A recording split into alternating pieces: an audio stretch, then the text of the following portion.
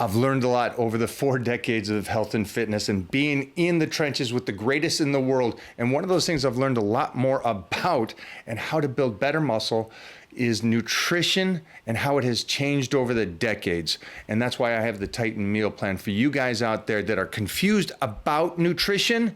I'm going to set you straight. Get a hold of me today. The link will be in the comments down below for you guys. Everybody, get over to the Titan meal plan, and I'll see you in the Titan crew where I will fine tune any difficulties that you're having.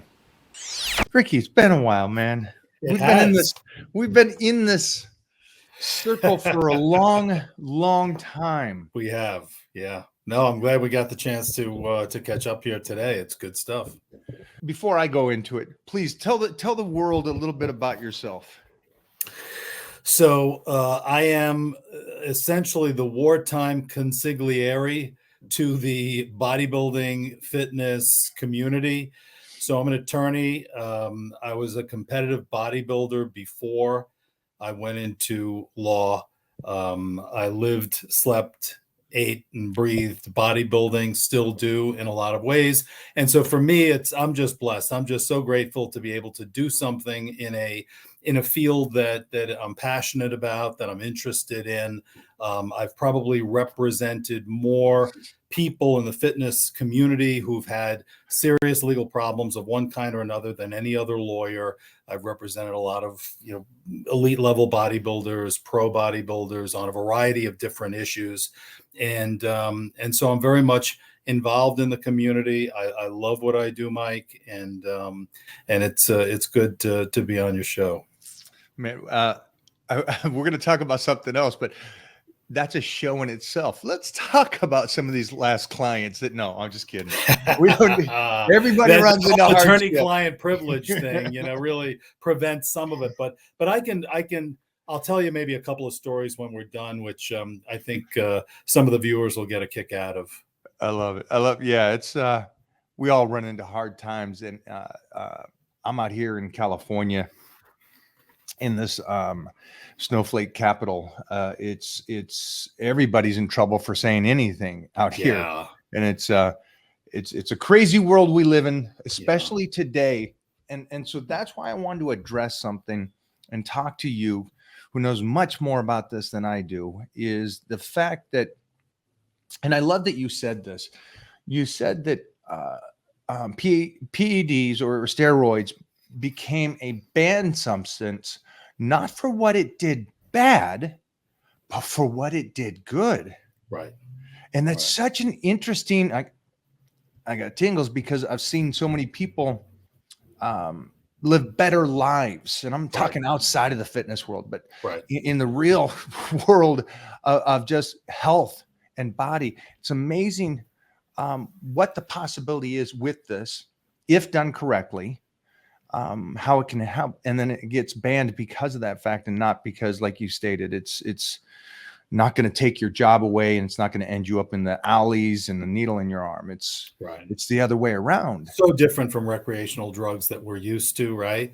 And if you look at the history, and I've told this story before, if you look at why it is, what was the catalyst for anabolic steroids to become controlled substances, to put them in the same law with heroin and cocaine and methamphetamine and all the drugs of abuse.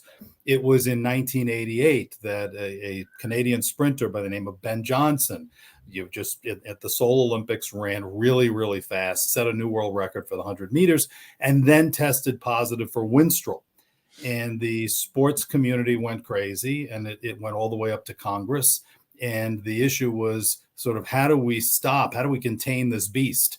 Where ultimately an arms race of chemistry could destroy sports. And so Congress decided in 1990 to take anabolic steroids and put them into that same Controlled Substance Act with all those other drugs of abuse. I've always said it's kind of the orange and the apple crate of the Controlled Substances Act, because, like you said, the catalyst for criminalizing it was not so much terrible things. Obviously, any drug can be abused, and we've seen that recently and through the years.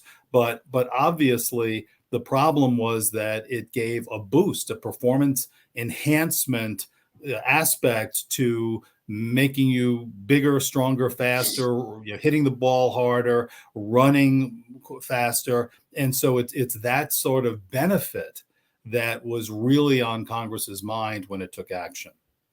I'm a pretty level-headed guy, and I got into this industry very young. I realized that. And then I got to meet the Weeders very young, and Joe put me, on the map and under contract. But even before 88, in the health and fitness world, it was a decision you could make or not make. You could Right. or could not take it if you didn't want. And Right. I went down a path of competing where I was tested. And that was a decision I made. But what was amazing is if you decide to do it or don't decide to do it, it is something that helps you get better, build muscle. And if it's outside of the health and fitness world, there's so many illnesses that they use this to help them live a healthy life. Right. So it goes back to just a decision to make. Now we jump forward, and this is really what I have you on here for today. You jump forward now, which 40 years from the first time I stepped on stage, and now they have these peptides. And it seems to be that these peptides, which are a chain of amino acids with a fancy name of peptides, are now beneficial to people with injuries or aging or that want to help to get them in shape without going to that next level. And now these are getting banned. Can you explain? We're back to this again. What was the reason for this? If you know, what can you tell me that I don't understand that they would do this with something like an amino acid? Right. So I think this was not an act of Congress. So this was actually a statement by FDA, an announcement by the Food and Drug Administration. And essentially what they said is that they've looked at a number of these peptides, which they see as synthetically created chains of amino acids. And they've looked at the idea that they're being compounded by compound pharmacies and then prescribed through clinics or doctors. And they've essentially looked at the research data behind these. Obviously, there's anecdotal evidence and individual experiences don't meet the criteria that FDA uses to look at whether it should allow a particular drug to become used, approved as a drug. Wow. Okay, that's great, because that's like the vaccine is very safe and all that stuff. Experimental. Can I get a little right? So boom, boom, yeah. Drop the mic. So what you have is FDA's position that there's no research, there's insufficient data, and from their perspective, and in the light most favorable to the way they say that they're looking at it, is that if let's say Michael Hearn wants to bring a drug to market and you want to go through the process of FDA approval, which is necessary in order to advertise a drug on television, which we see constant commercials for, right? So that process requires approval for various clinical trials, phase 1, phase 2, phase 3 clinical trials. The data has to be reviewed. Ultimately, hundreds of millions of dollars later, you go to FDA with your new drug approval process, you get it approved, and now you can get a patent on that drug and you can sell that drug. So that's a very, very expensive, time-consuming process that FDA requires you to go through if you want to bring a drug to market, right? So on the other hand, you've got now some of these peptides that are being compounded and sold through doctors. No approval process, no phase 1, no phase 2, no phase 3 clinical trials, just bringing it to market.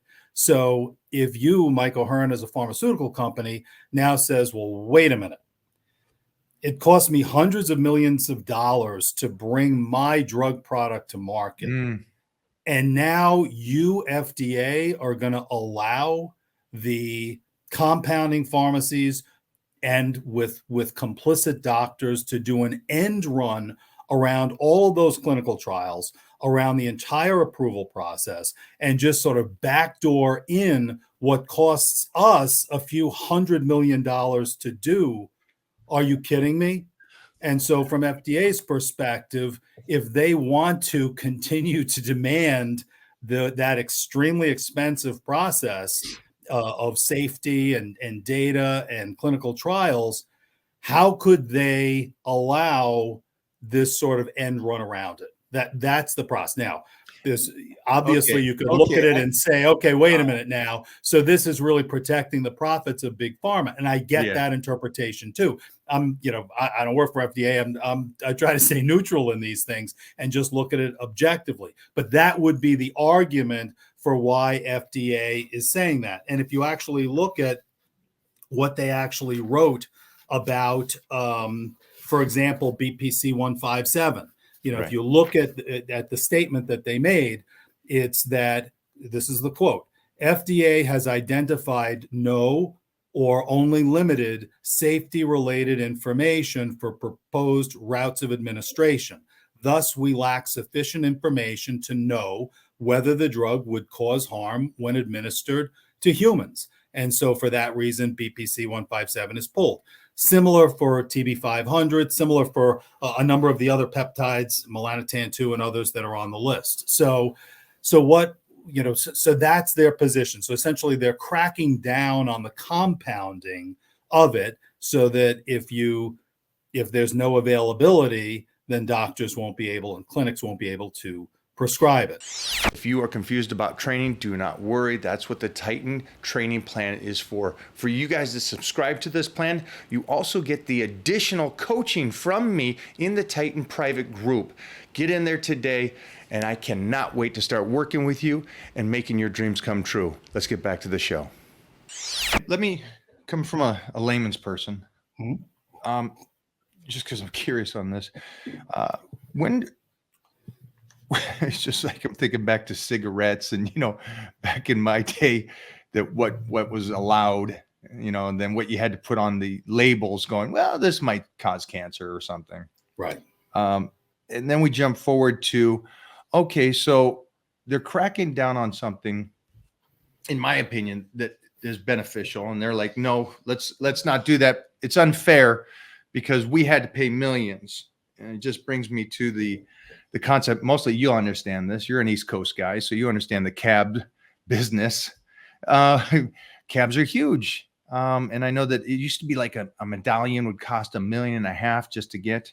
Big bucks. Yeah. And then you call Uber comes along, scoots around kind of the rules of, transporting people and becomes so successful. The reason why I'm saying that, it's a metaphor that we're in a new age and new time, and a person came up with a concept to work around what their rules were. So I guess the government or city or whatever makes their money. Well, here's somewhere that the people can make the money.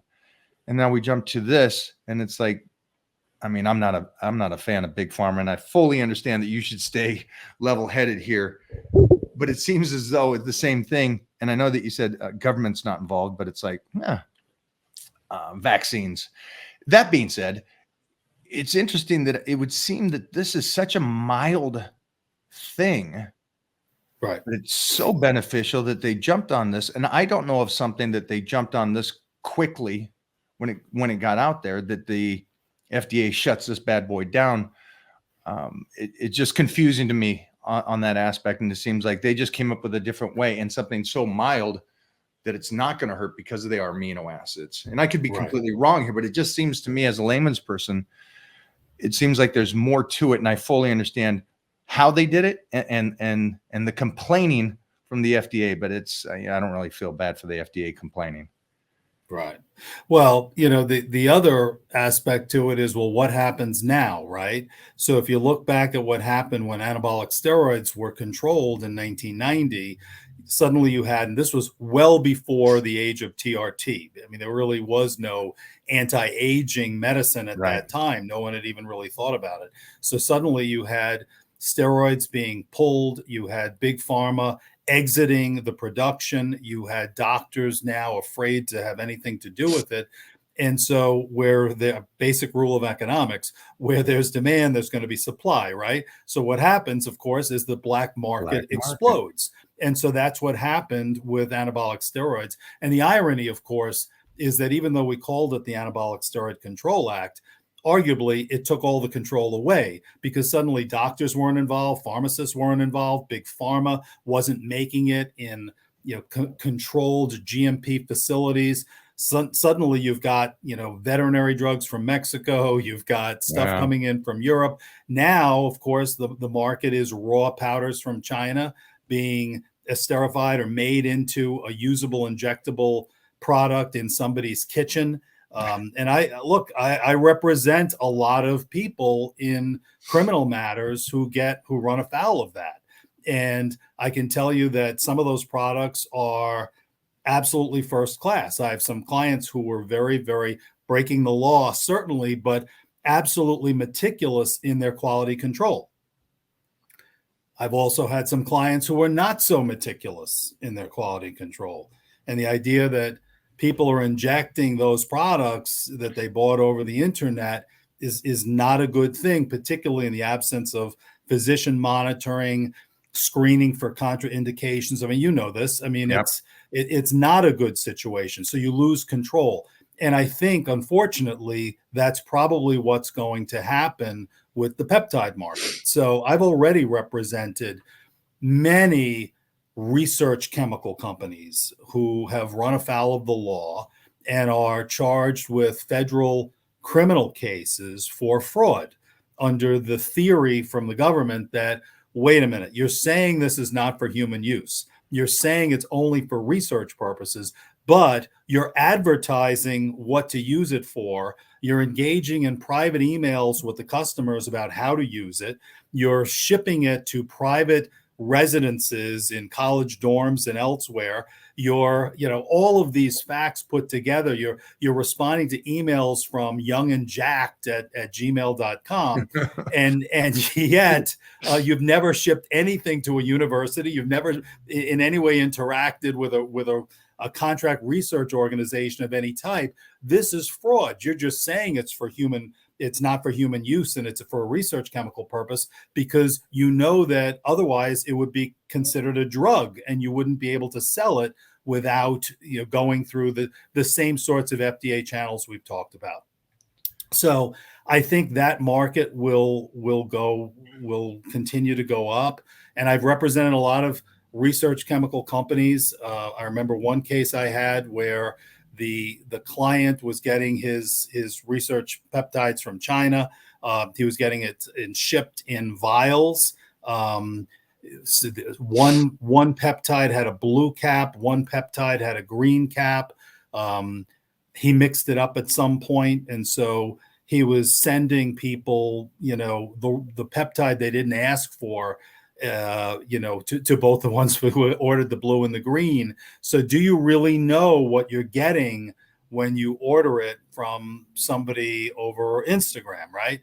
So, we lose control, and certainly from a harm reduction standpoint, it would make sense, right, to put any kind of drug should be in the hands of a doctor. I don't care whether it's steroids or it's peptides or whatever it is. It's safer when pharmaceuticals or at least compounding manufacturers who are following good practices of quality control and doctors who are saying, well, maybe you're 14 years old, maybe you shouldn't be able to get this particular product, or maybe you've got some cancer issue and maybe this isn't the right product at the right time for you. All of that goes out the window when we increase the black market by restricting the legitimate source of supply. Yeah, I fully agree. It's like, okay, I don't know. Again, I don't know what the backhanded slap on this thing was for, but you're 100%. I don't think anybody can argue that people are still going to order it on black market. That's what they were doing before it really exploded in the world. And the HRT companies started selling it. So yeah, the loss of control on this is going to be amazing. I appreciate you laying it out on really how this came about, and then the FDA going, hey, is there anything? And I go back to the product kratom that Mhm. was something that is I guess, a bridge of some harder chemicals to help the body heal or at least deal with pain. Right. And I remember that had a lot of backlash. It Sure. got banned for a moment of time, from what I Yeah. understand, Yeah. but then it got released again because of the fact of what was it? There's an Yeah, import alert for it. There's an there continues to be an FDA import alert for any of it that is brought into the U.S. for the purposes of dietary consumption. Our mutual friend Chris Bell did a yeah. movie about it a few years ago. After I was in Bigger, Faster, Stronger back in the day, he did A Leaf of Faith, which is a movie about kratom, and its benefits in many ways. And so anybody who's interested in that subject matter, that's a good place to start. But with that product, am I correct? It did get banned for a moment and then got re-released, or at least pulled back off the banned substance. So you see it in drugstores, you see it in mom and pop drugstores, you see it in gas stations. There's kratom products that are proliferating. There are some lawsuits that are now pending under the theory that class action lawsuits against some of the companies that market kratom, and that's also putting the government aside. You know, as a lawyer, I'm one of the good guys, Mike. But there are lawyers who live to sue, Oh and yeah. that's what they do. And they look for angles to sue companies or individuals on either class actions or trumped up injuries. And it's unfortunate, but that happens. And so that's going on in the supplement industry more now than ever. In theory, you could see somebody doing it even in the peptide industry. Yeah. Not to give anybody any ideas, but you could see that sort of thing. You could see claims, and doctors who are involved with peptides certainly should make sure that their malpractice coverage covers the prescribing of peptides, because otherwise you get somebody. We're such a litigious country now. You get some guy who, has any medical problem, has a heart attack. He was destined to have that heart attack no matter what. It has nothing to do with any drug he took, but he's going to look for something to blame and a lawsuit to file. And so you always want to make sure you've got insurance coverage to cover that. Twofolds, because I like where you went with that just for a moment, and I agree with you. It's they'll find a reason to sue. And going back to Chris Bell's movie, Bigger, Faster, Stronger, they were talking to the father, and Yes. I can't fathom losing my child. Horrendous. But in the movie, there was a moment where the son did take his life, and the father blamed it on steroids relative to he was on antidepressants that he stopped taking, and it was pretty clear that that was the reason for the mishap. That being said, again, death itself it sucks, and mostly for a parent losing their child. So I understand his argument, but the lawsuits that follow that, or with kratom, or with these peptides, I understand all those lawsuits, but how did kratom come back? And the reason I ask that is because, is there a way, or how do you see this moving forward for those people that like peptides? Is there a way to reverse this, I guess, judgment or protocol that they're going to do by removing it Right. before it goes to black market, and before these kids start just ordering this stuff and taking whatever they think it is, and accidents happen again? Right. So, we've got some weird kind of gray areas that exist now where FDA says this thing shouldn't be sold. This thing is not safe. You haven't shown it's okay, but we're not going to do anything about it. And that's where some of these things kind of fall. Look at CBD, right? You go into any mom and pop pharmacy, and there's a wall of CBD products that are labeled as dietary supplements and are being taken by people, and yet FDA has explicitly said you can't. CBD is not a dietary supplement ingredient. You can't sell it, and yet you look around, it's everywhere. And so we have these sorts of lack of enforcement or enforcement discretion situations. Whether that would happen with peptides, I don't know. Do I know whether ultimately peptides will be a focus of the FDA's criminal enforcement arm? I don't know, for the reasons that you said. FDA's main focus, and they'll say this in their statements, is protecting the public from harm. That's what they articulate. We can argue for some of the points that you made earlier whether they've done a good job of that or not. But certainly, and there was just a John Oliver segment this past Sunday about FDA's ineffectiveness on many levels. But what they will say is that they're there to protect the public. Okay. And when you have peptides that have not gone through what they consider the standards, put the vaccine aside, what they consider the standards for regular drug approval process, their position is, how can we say it's safe? We can't say it's safe. You haven't shown to us the proof that it's safe. On the other hand, have you or I heard a lot of anecdotal accounts of people being harmed by peptides? I haven't. I'm in the community, as much as you are. I might not be the genetic freak specimen you are, but I'm around. I'm around, right? And so I have not heard those things. So should it be a priority to begin enforcing these things?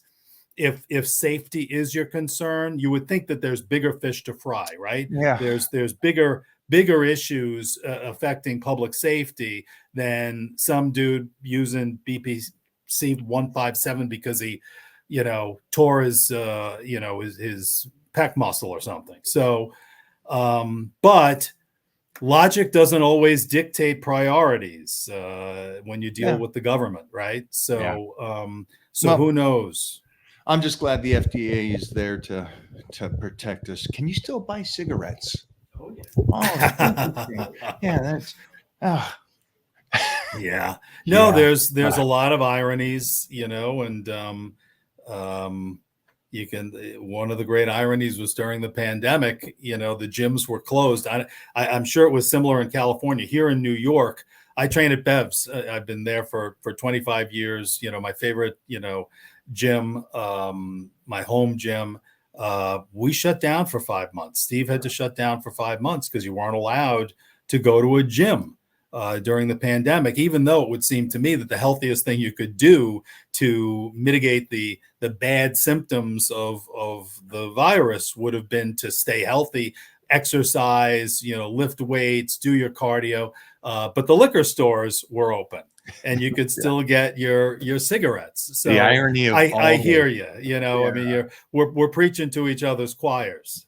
I thank you so much for talking about this and going into depth on this and the real reasons why it's getting moved out. And, me being a father, I hope something like this that could help connective tissue, because I'm a connective tissue guy.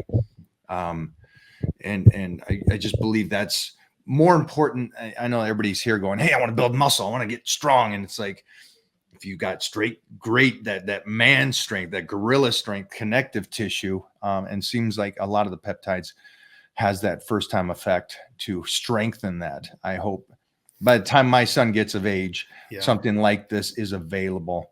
And as we get older, that wear and tear on that connective tissue, becomes more and more real, right? And so, anything I think that can help us to stave off Father Time is a good thing to kind of look into for sure. Our best life. That's it. Doesn't need to be 150 years old, but at least as long as we're tussling, as long as we can. Never stop tussling, brother. Right? Man, I appreciate you taking time today. And we got to do this again, man. There's so much. Lots of stuff to cover, my friend.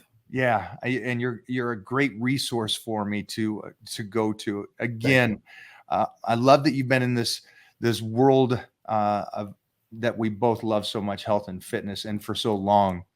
How can people reach you if they have legal questions or again, he's going to charge you. He charged me for this. No, that's not true. I didn't charge you one penny, Mike, and you know that. No, I try to help everybody I can. I try to make my services affordable. I did 2, short consultations today just to folks in the community. I didn't charge them a dime. Certainly, I'm here. I'm available if you have any kind of serious legal problems, whether it's civil or criminal. And I've got lawyers that I work with that do trademark and label reviews for supplement companies and all of that stuff. I represent a number of supplement companies, but rickcollins.com is an easy way to find me. Also, I'm very active, as are you, on social media. If you follow me at Rick Collins ESQ on Instagram, I try to regularly post stuff like about peptides, about TRT, about any sort of legal updates or important news that would be of interest to the community at Rick Collins ESQ on Instagram. So follow me there, and I'll see you there. I'll see you online soon enough. And anybody who needs legal help, certainly reach out to me through rickcollins.com. Thanks, brother. I appreciate your time. I'll see you soon. Anytime, brother. Well, this being said, I hope this answers some of your questions when it comes down to this. Again, follow Rick. He's been in this a long time in the health and fitness world, and so insightful. And again, great attorney. And I've known him, and he's always been so level-headed, very bright. Obviously, you're not getting to that level without being intelligent, but he has incredible common sense and really is a leader in the health and fitness world when it comes to laws and supplementation and outside of that as well. All right, guys, this is my show, Mike O'Hearn on Generation Iron. We'll see you guys next week.